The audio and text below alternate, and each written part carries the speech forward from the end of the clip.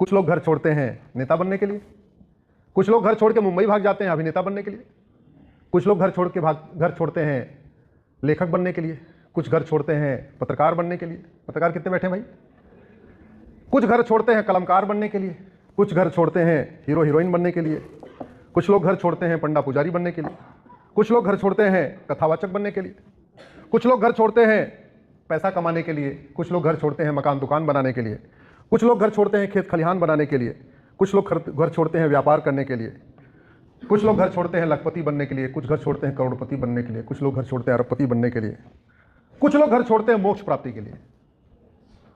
लेकिन भारत में कुछ ऐसे भी हैं जिनको इसमें से कुछ भी नहीं चाहिए और फिर भी घर छोड़ देते हैं भारत माता की जय करने के लिए, वंदे मातरम करने के लिए, और उनको हम संघ का प्रचारक करते हैं। आइए एक बार सभी इस संघ के प्रचारकों को प्रणाम करें, उनका अभिनंदन करें, उनका सम्मान करें।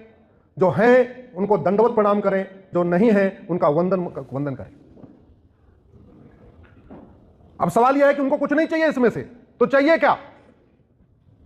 वो घर छोड़ते हैं राम राज्य की स्थापना के लिए, वो घर छोड़ते हैं वीर सावरकर का सपना साकार करने के लिए, वो घर छोड़ते हैं डॉक्टर हेडगेवार जी का सपना साकार करने के लिए, वो घर छोड़ते हैं गुरु तेग बहादुर और गुरु गोविंद सिंह जी का सपना साकार करने के लिए, वो घर छोड़ते हैं छत्रपति शिवाजी महाराज और संभाजी महाराज का सपना साकार करने के लिए।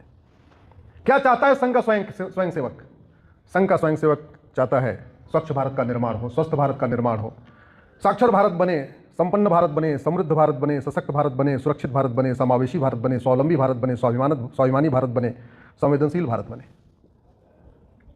हम घर छोड़ते हैं मकान बनाने के लिए और वो घर छोड़ते हैं हम सबका मकान बचाने के लिए। इसलिए मैं तो कहता हूं मंदिर सब महीने में 5 बार जाओ तो कम से कम एक बार अपने जिले के संघ कार्यालय भी जाओ, मिलो, चर्चा करो और संभव हो अपने क्षेत्र में एक शाखा शुरू करो। आप कल्पना नहीं कर सकते कि अगर 100 वर्ष पहले संघ नहीं बना होता तो आज भारत कैसा होता।